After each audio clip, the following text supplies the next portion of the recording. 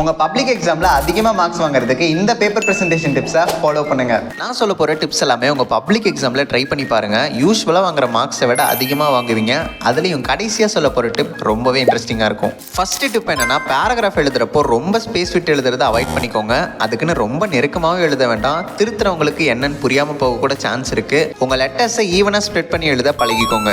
Second tip என்னென்னா, 2 marks எல்லாமே bulletin points போட்டு எழுதுங்க. அந்த புல்லட்டின் பாயிண்ட்ஸ்க்கும் நான் சில டிசைன்ஸ் வச்சுருக்கேன். அந்த மாதிரியும் ட்ரை பண்ணி பாருங்கள், நீட்டாக இருக்கும். மூணாவதாக பார்க்க போகிற டிப் என்னென்னா, டபுள் லைன்ஸ். புதுசாக ஒன்று சொல்ல போகிறேன், என்னன்னு பார்க்கலாமா?